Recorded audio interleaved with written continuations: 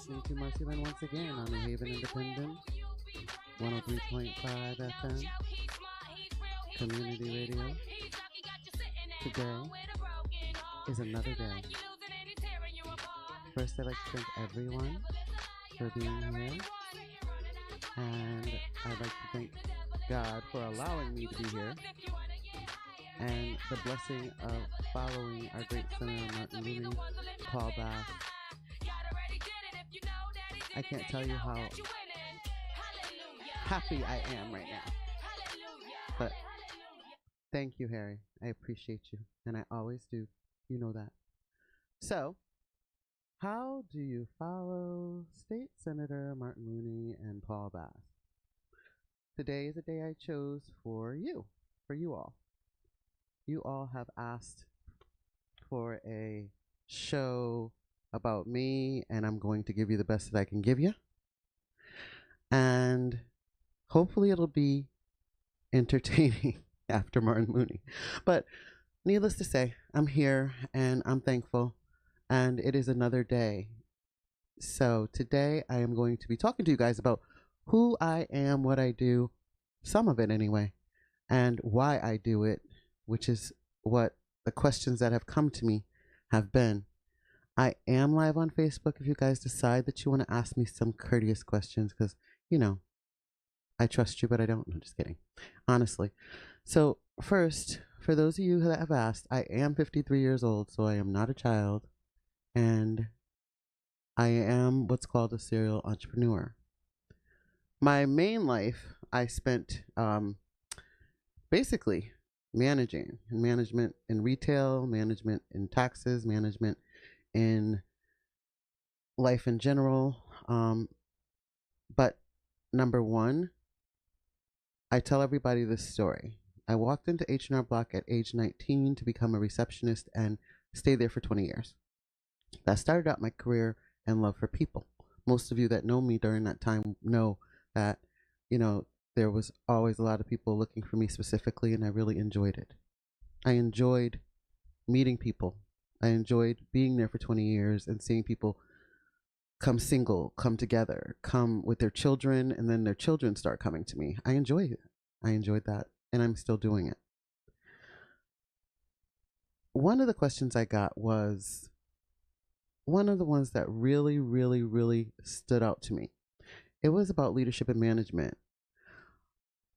Leadership and lessons that have struck me over the years have been how often people do not listen to the things that I advise them to do, then come back because they did not do what I advised them to do. It's a blessing and a curse. But at the same rate, any of y'all that are out there that have gone through that with me, you have shared it. I no longer take references for any of the work that I do. I will contact someone that does know how to do it, that I have trust in to do the same things for you. So let's start with work-life balance. So my work-life balance ends up being a little chaotic, especially now with my mom's current condition with the dementia, which is hell. And I have built up a wall of growth and resilience. I have allowed many times for people to steal my peace, and the way for me to walk that back, because I've been doing it so long, has been to be brutally honest and true. Truth telling is not always easy, and people don't like you for it. And I don't really, I'm one of those people that, okay, sorry, not sorry, I meant what I said, and I apologize that I hurt you, but sometimes you just have to do that when it comes to situations that people are not bringing themselves peace, or you're not bringing yourself peace. Again, I'm live on Facebook on New Haven Independence page in case you guys want to ask me questions there. That's fine as well. Another question besides my age and what is a serial entrepreneur, which I'm about to get into, is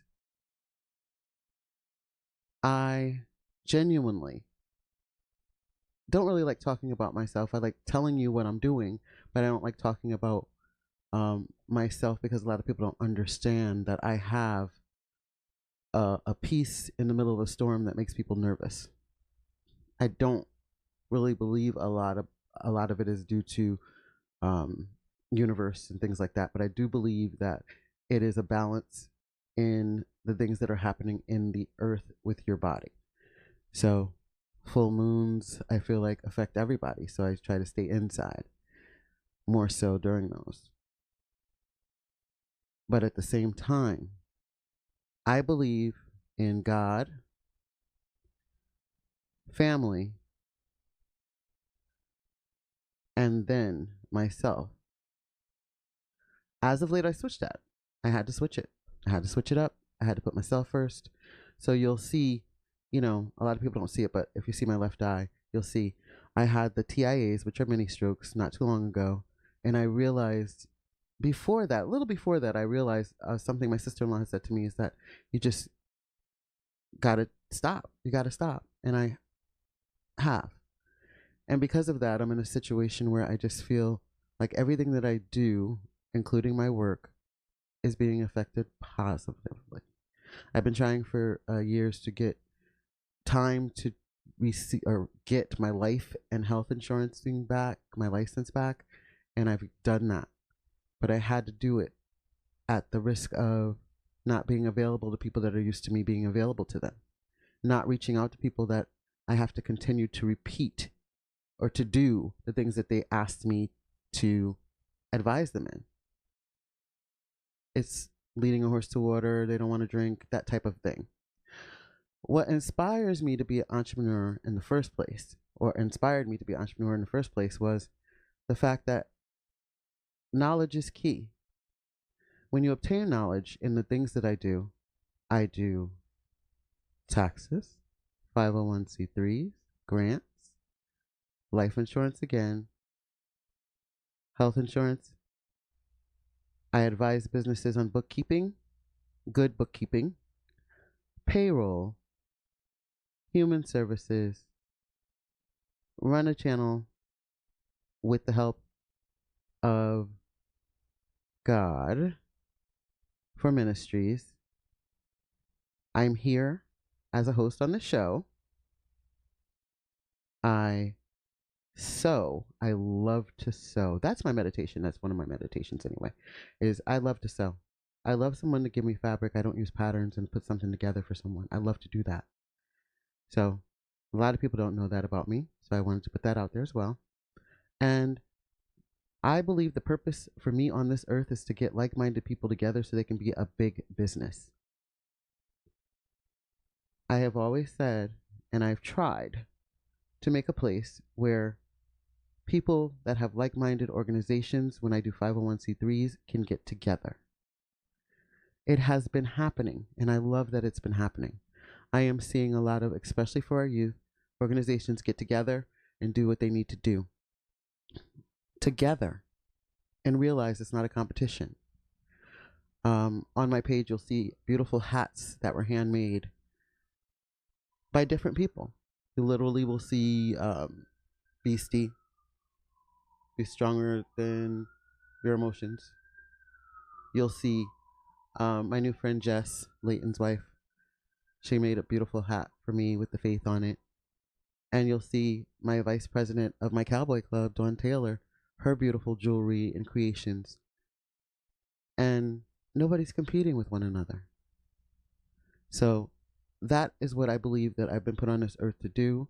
And that's why you will see me have my hands in almost anything that involves helping the community enrich itself, try to make money in a right way, and, even some dangerous situations.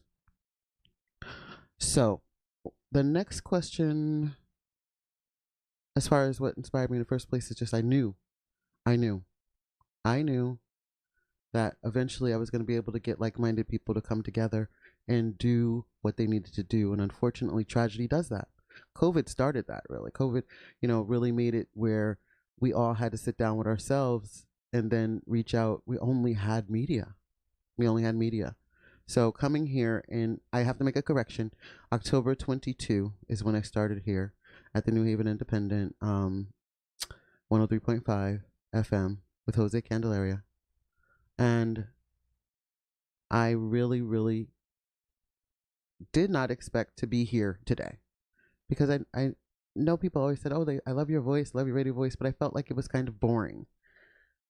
So I always loved the idea that I do the reverse interview for local and non-local talent and artists and community service folks, civil rights activists, people that have power, that are willing to share their intimate lives and the day by day things that they have to do, like Senator Winfield, and there's a few other people, but I won't go through all that. You guys can look into my old shows and see all the people that I've had on, which has been a really blessing.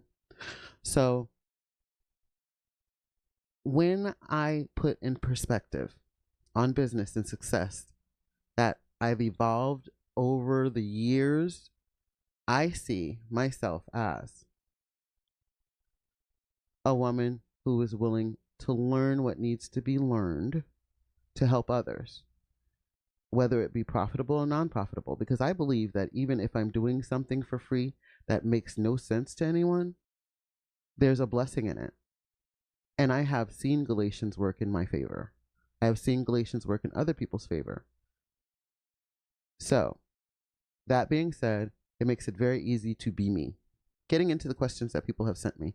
The first question that I have, it looks like came from, and I'm not sure who this is, but I appreciate that they sent the question. And here I go fighting with my computer. I have a question on my page. Oh, I already answered my age. I'm 53. I have no problem with saying I'm 53. I'm very proud of being 53. And I do, in fact, have siblings. I have 3 siblings. Some of you know who they are. Some of you don't.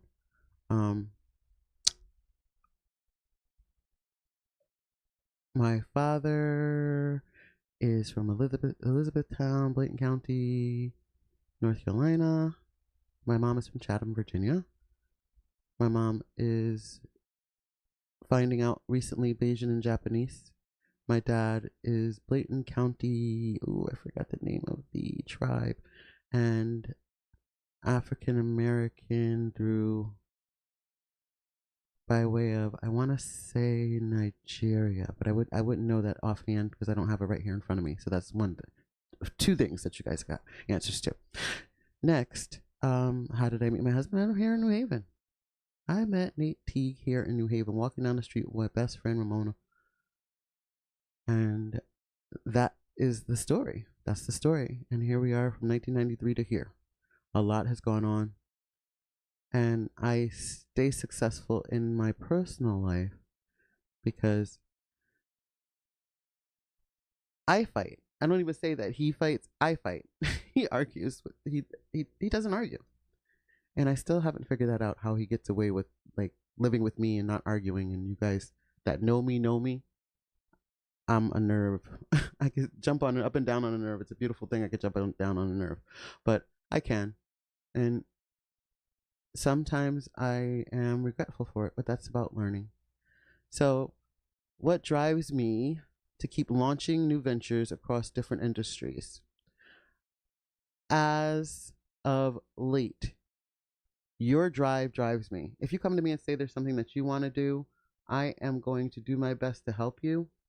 But there is a bit of discernment that comes with that makes me understand that everything is not for everybody. And I can gain a hater by telling them this might not be something you want to do. Hold on. The sister got to get her Pepsi real quick. I've told a couple people that some things are not for them. I have never had a problem with telling you that because, like I said in the beginning, a lot of times you'll find out that that is the reason why I told you. But I pray to God that you realize that before it's not too late. I will not give examples, but some of you may know some of the examples of some of the work that I've done that has now fallen to the wayside. But in that work that I did, I gained tremendous people that I still work with to this day.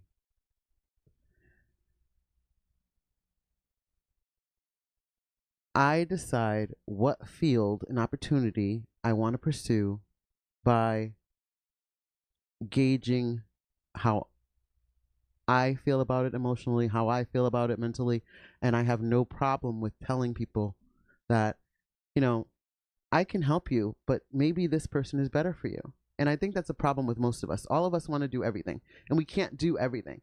So I'm able to tell you I'm a serial entrepreneur because I'm a successful referencer.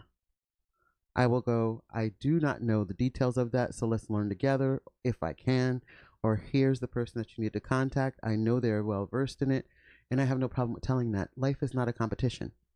Success is not a competition. Success is something that you want others to have, and you ought to be willing to help them attain it. I do that often. That is how I pursue and decide which field and which opportunity I'm going to pursue next. Right now, I am focusing on making sure that I have the time frame to take care of my mom. So I'm dropping my Wednesdays here. Sometimes you got to make sacrifices because I will be able to work sitting by my mother in life insurance and health insurance. So that will be something that I will be willing to do. You have to give up to get. I need to be sure my mom is taken care of, so I'm giving up quite a few things. I gave up 2 jobs and now 1 day here. But, you know, the biggest thing about it is balancing. Balancing risk management across multiple businesses is always a challenge. I keep a calendar. My calendar is very broad. I could be anywhere at any time. But because of the situation with my mom, I had to bring that in, and it made it so much easier for me to say, well, look, I can't go to Georgia for this. I can't go to Charlotte for this. I can't go to, you know, even Senegal because I need to be here for my mother. And I would love to be able to say that there is a capability for me to just go and take a month off somewhere, but it is not possible. Others might not have that attitude, but I do. So, good question. What leadership lessons have stuck with you over the years? Having an agenda, setting a calendar, making appointments, having someone who is willing to learn from you and being willing to teach people, and also giving yourself time, taking care of yourself. That's one of the main reasons why you can be successful as long as you're taking care of yourself the way you have to. I was not doing that. I have, as of late, made myself a priority. I had a guest last week, and I was unable to have her on. It was actually her birthday week, and I promised I would try to get her on, and then things happened with my mom.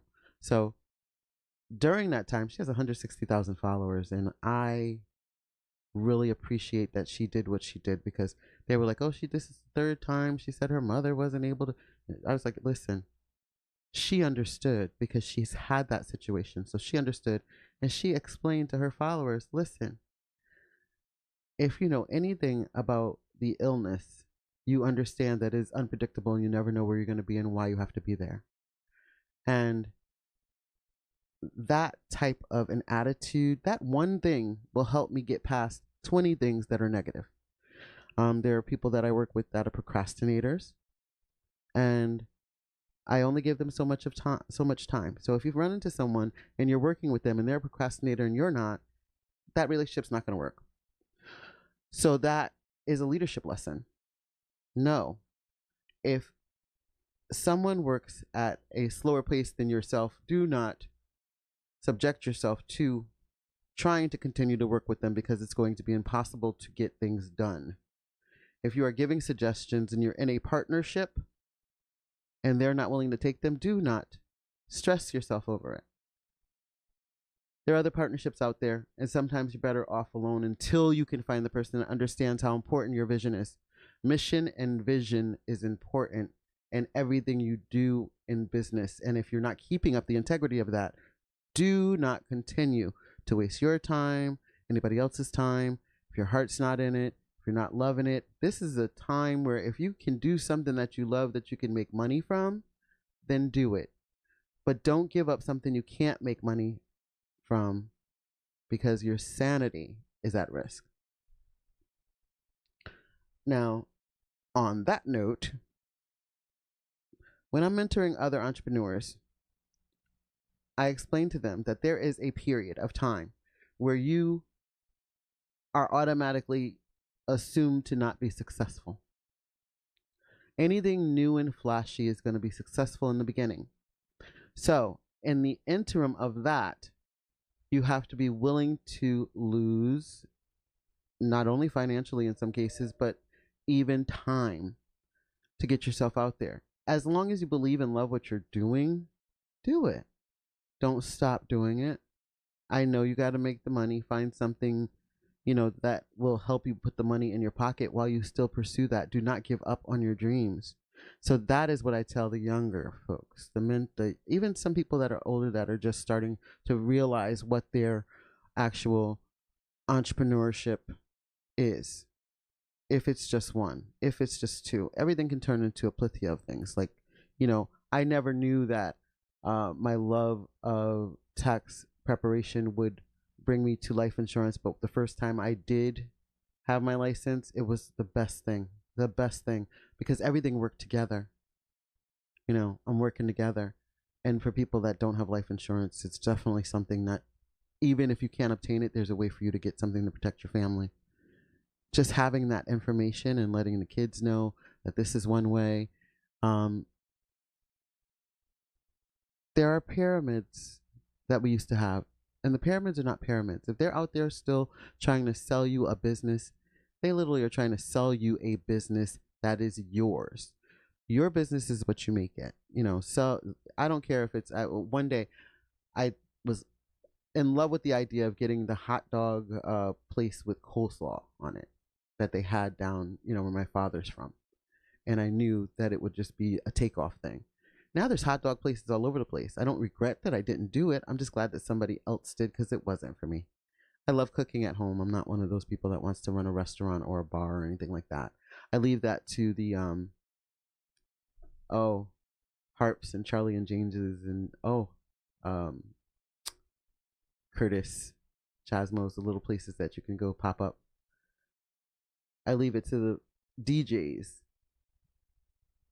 The DJs that we have in Connecticut, they have a following, and they're willing to bring themselves to you to bring their following to your business. It's amazing. The New Q. Shout out to the New Q. I'm very, very proud of the fact that it's there. It's there. It's owned. And I'm hoping that we do the same thing with our holiday this year. Right now, I'm building a team, or helping build a team, for Kingdom Media International. It is an actual channel that you can broadcast your ministry on. And this is an example of a question that someone asked me, how to delegate. I have some people that I've had to teach to delegate because they just refuse to, because they think they need to have their hands in everything. Everything is not my ministry. Everything is not your ministry. Give it away. Feel free to give it away. How do you stay resilient and motivated when something like that shifts? So you're working with someone and it's not their ministry, or they come and they want a channel and they may not be in the direction of the mission or the vision of the channel. How do you delegate to that person, or how do you tell that person, this is better for you, this is where you need to go? Respectfully, each business stays connected to its own business. So once you've gotten your team, you built your team, and one person just decides that, okay, maybe it's not for them, you have to be okay with that. Even if you feel like you're giving up to that person, you cannot say those words to that person. You just go ahead, follow your dream. Just tell them to go ahead and follow their dream. So building a team is choosing the people that have the right approach to whatever one of my businesses, entrepreneurships, my ministries, even little things that are not my responsibility that people come to me in need. I help them. I'm in a lodge now. Shout out to African American Lodge number 24, Grandmaster Davis, I should say. And I'm not able to be there. They're understanding. I'm not able to be there for most of the meetings, but I'm there if they need me to, do this, do a flyer, do this, or whatever they need me to do. I'm usually there to. Oh, that reminds me, I forgot to do something. I am usually there to do what I need to do. But they have a team. They know who the team is going to be that's out front and that's going to be there, even if they're not there physically. You build a team according to people's habits. You can see what kind of habits they are, what kind of things they do. Is it someone that's always going to be available? I tell you 24 hours on my voicemail because it can take that long. My voicemail is 97% full right now, and I still don't understand how that happens. So, that's a whole nother thing. So my habit is to etch out a time to check my voicemails, etch out a time to check my emails, etch out a time. And this has to happen daily. Now, if you can't get it done daily, those are the habits that you have to have. And that's how you can find a strong team. People that are patient, that leave a voicemail and say, oh, you did finally get back to me. Thank you. Patience is number one in any type of business or entrepreneurship because it's going to take you time to get people to know you, prove your work ethic, and be there for a lot of people that aren't really concerned about whether you're okay or not. My next question that's a good one.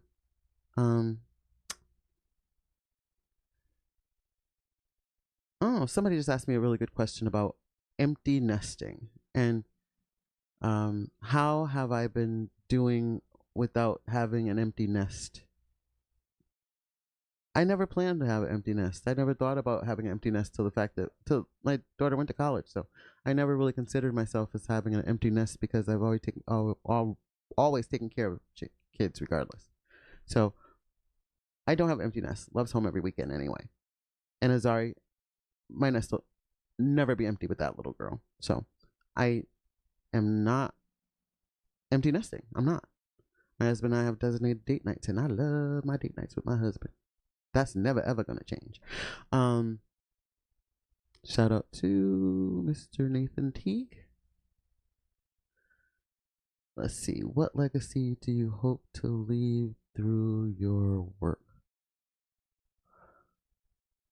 I hope in all the things that I do that I leave integrity to my kids. The one that I had physically, the one that she had physically, and all the other ones that have looked up to me in the past, in the future, right now. The ones that call me and say, I have a question, I need to know this, that, and the other. And if they'd only call me once a year with a question, or they don't call me for a couple of years, and then all of a sudden they want to know, oh, I need to talk to Mama Marcy, or I need to talk to Marcy, or I need to do this. As long as they have a question, I will do my best to answer it. Sometimes I just have the hi, hello text. I try to talk to Love every day. If I don't talk to her every day, I talk to her every couple of days, and then she's home, usually on the weekend. And sometimes we don't interact a lot then because I need to be with my mother, which is fine. But I do etch out time.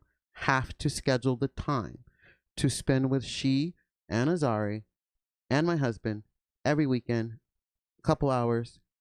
Everybody has to do it. That's the work-life balance. That's how you mentor younger entrepreneurs because they see that. As of late, I have had visions of rising talent kids, but I'm not taking that on. What I'm doing is letting them know I have this vision for you. How are you thinking you're going to move forward with it? And then I just leave it at that. Connect them with the right people. I cannot do everything, and I realize that. So I will pass them on to someone that's already in that field, that's working that field very well. And then, like forever, Jamelia James, I just had on, I have given her a list, and she has a list of some children that need her guidance because she has been in the beginning, and she has been very successful. And she has Forever TV, even though Forever TV should be on KMI, but it's all right. We'll stay on YouTube too. Um, you have to be willing to say, I can't do this, but here's the person. I keep saying the same thing. In order to be successful, you have to move on and give people what they need instead of what you want. And that's the only way to be successful. One of my toughest decisions as of late has been giving up a job that I really, really loved. I really, really loved that job. For the selfishness of others. And I gave up the job because I absolutely positively had to. I needed to be able to have the morning hours for my mom. But I could not go make money over caring for the woman that birthed me. That's just me. I can't do it. Some people can. I know she probably would want me to, but I wouldn't do it. I wouldn't. That's just because I know my heart. But everybody doesn't have the same heart, so I don't expect the same things. So that's one of the hardest decisions that I made, and I'm willing to give up even more, like giving up the Wednesdays here. So that's one of my toughest decisions as of late. Before that, the toughest decision that I made was to go to work in extreme pain when I first got diagnosed with different arthritises that were really, really tearing me down because of my weight when I was 300 pounds. So another difficult decision was going back to a hands-on 60-hour-a-week job to make the money and know that my career or businesses were not going to do well. So that's another hard decision. You have to know when to go back to work, but never lose your vision. I tell you, don't ever stop. And I never stopped, and now I'm here, which is a good thing. Let's see. I see another question. Oh my goodness. How do you stay ahead of trends with juggling so many businesses? You know how I do? I pay attention to everything around me. A lot of times I'm still old school. I had a conversation with my husband yesterday. The old plug-in speakers. I'm like, okay, we're going to the new house. We don't need to have those anymore. Bluetooth. I said, we can get a strong enough Wi-Fi to Bluetooth every TV in the house as opposed to having the wires. But, he's old school. I don't mind him having the wires. Sometimes you can't change it, but I try to push him ahead with some things and then realize that I'm still trying to figure out how to connect the printer Wi-Fi. So, sometimes it's things like that. But I just talk to the kids. If I have a problem with my iPhone, I will be standing in a crowd of kids and I would just walk up to one and say, how do I do this? The other day I was walking somewhere and my phone went into a mode where I couldn't touch the screen anymore. And I was startled just to find out that because I shake more so now after having the TIAs, all I had to do was hit the iPhone power button 3 times real fast because I obviously shake that much and turned it into a mode where I couldn't touch the screen. But I go to the kids a lot to find my stuff, to find out, even AI. As of late, I have literally been talking to the kids about AI and ChatGPT and Copilot and all these other AIs that are out there. And then something happens like the news where they did some great big hack AI. And I go, oh, there's good and bad in everything, guys. There's good and bad in everything, even business, especially business. Okay, let me see. Someone asked me a question and I can't seem to find it now because I just bumped myself off. But anyway, let's get into motivation and mindset. What keeps me motivated after the decades, and I say decades because I've been working with people, oh gosh, it has to be at least 25 years? 25 years at least. 25 years. I would probably say, yep, 25 years. 25 years. And I started, just doing little things, little, giveaways, food giveaways, going to this person's event, going to that supporter. I would call myself more of a serial supporter than a serial entrepreneur. And the reason being is that if you support people, you kind of be, that's why I love marketing, because if you have a good product, I'm going to try to put it out there for you, even if there's 10 other people doing the same thing. um I might say, okay, well, you can go to this and this person to do these three things. If this one doesn't answer, contact this one. I believe that the dedication that I have to entrepreneurship is why I'm so motivated to do it. My dedication stems basically from my mom being a great designer in the 80s, having her watch her do her fashion shows no matter what. My mom was always going to sew, always going to sew, always sewing something. Even today, she has her apron thing and is she's sewing. She's putting something together. What's this pattern? Or do I need to do this? And the other day she was taking the blanket apart so she could put it back together because that's in her and it's never going anywhere. So my motivation for decades has literally been watching people succeed from the advice that I've given them, or watching them succeed from their own inspiration. And that really, really keeps me very active and very motivated to continue doing what I'm doing. Even if you don't like me, sometimes you listen to me. I hear that all the time. I hear that. I don't like the way you put it, but I hear you, that type of thing. What as of late I'm focused on is recharging, staying grounded in God first, myself second,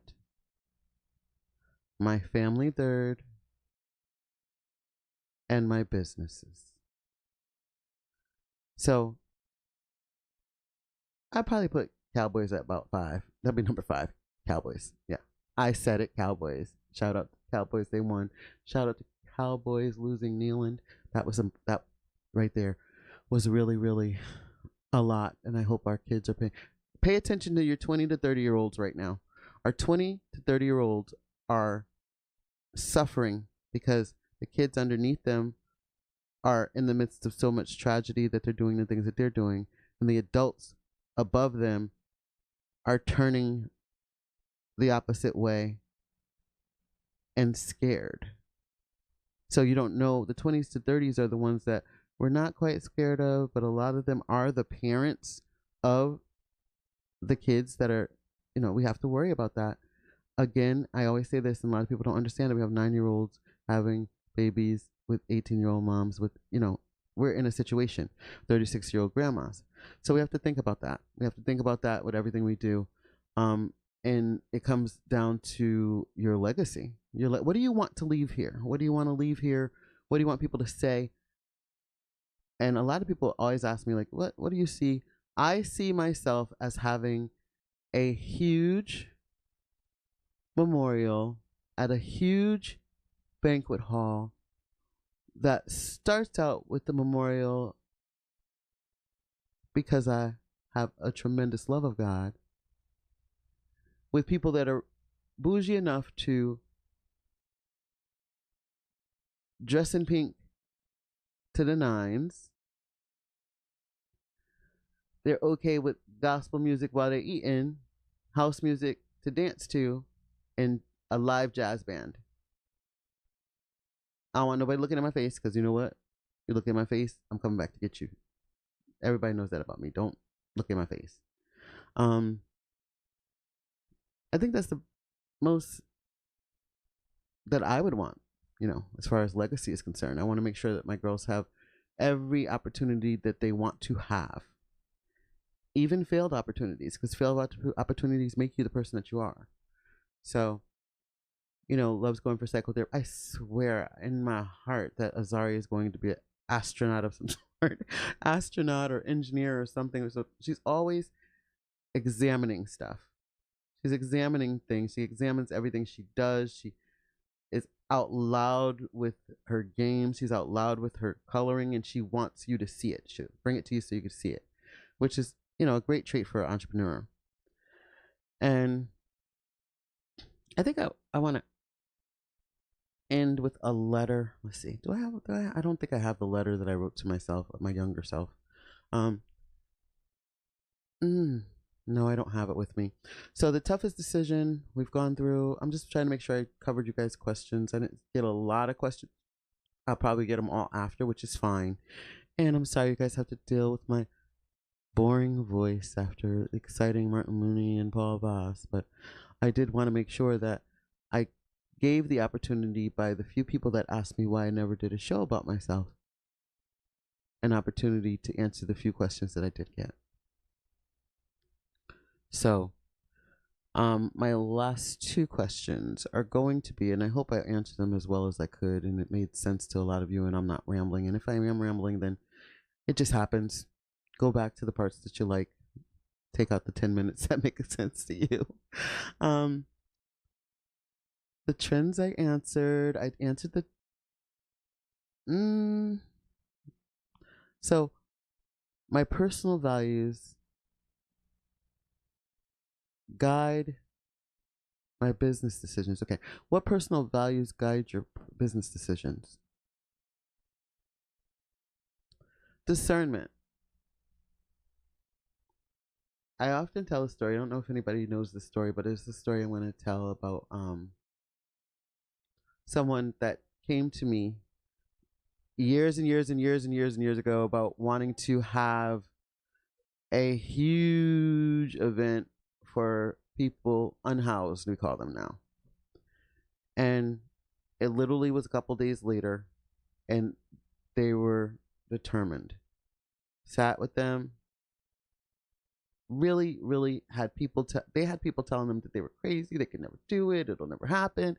And it began to be the most beautiful event the years that it took place. But I never sat there with that person and said to that person, "You can't do this. It's not going to work." Because they believed in themselves enough to move forward with it. Very successful event. And when I tell you there are so many people that have literally stemmed from that one project, that it, at this day and age, not being functional anymore, is still successful just because everyone wanted to continue doing something. From that one project, there's probably about, I don't even know, 20, 30 churches that go downtown on the green and feed people. Always a ministry that's having someone give out clothes or give out food or invite people that do not have homes to their church, or just speaking the word to them out on the street. So to me, even though that organization is still not functioning, it's still prominent because it started a wave of people that care and people that continue to care.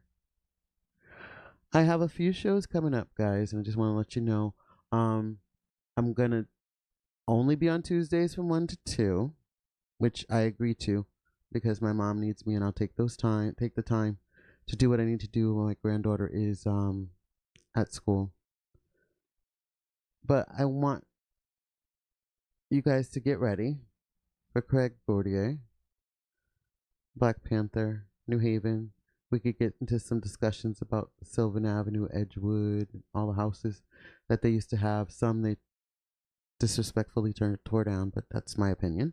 My opinion is what I feel. So I don't expect you guys to have that same opinion, just in case you think I'm trying to influence something. I have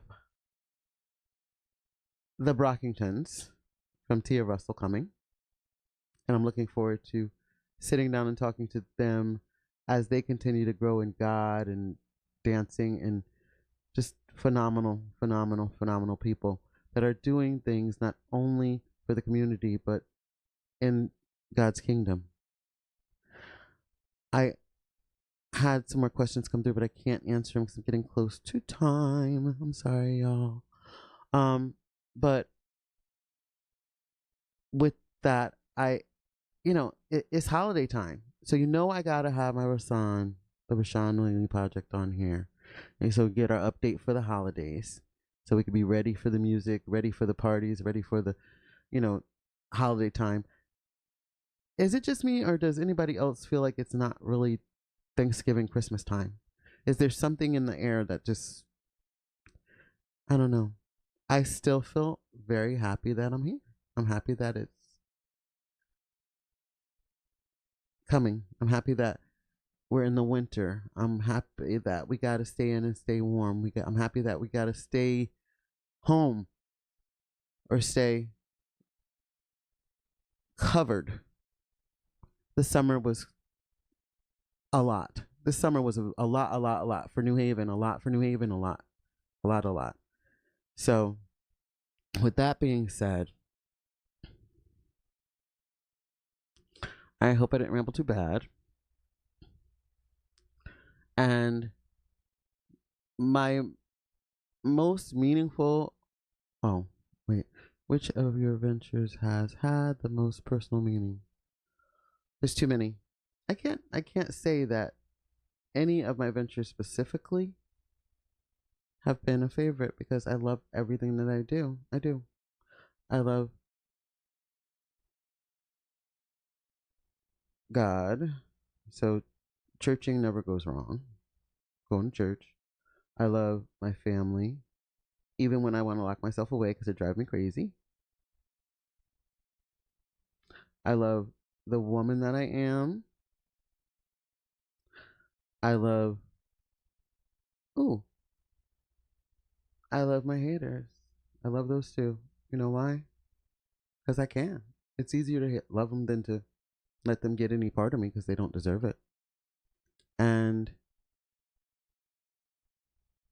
the most meaningful is right now, every moment I get to spend with my mother. That's the most meaningful thing.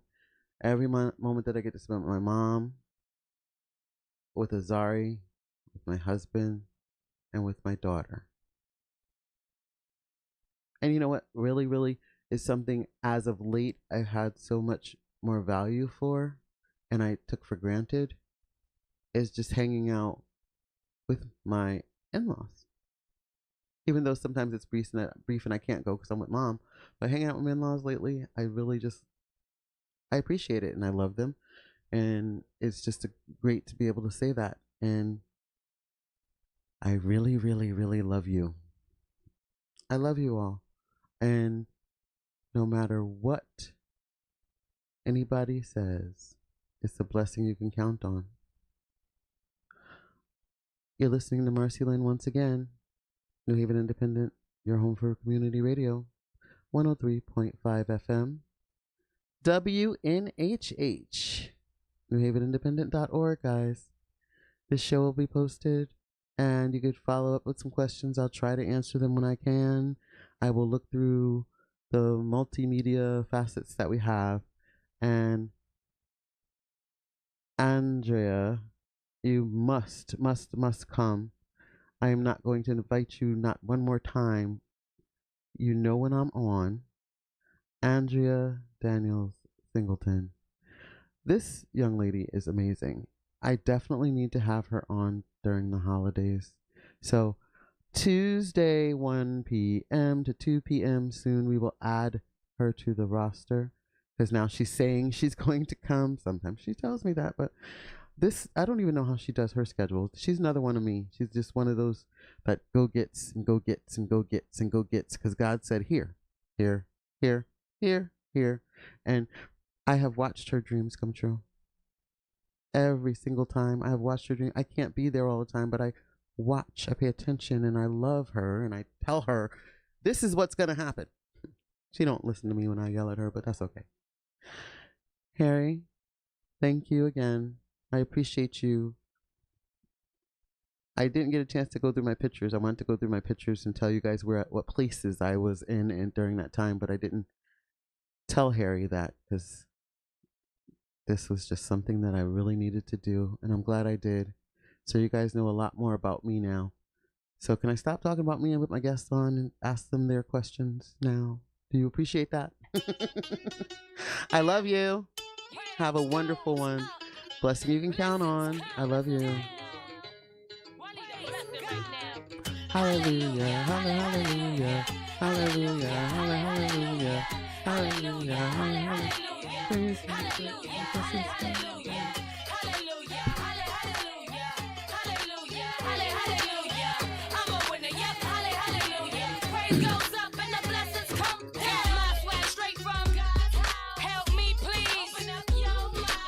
Thanks, Ed.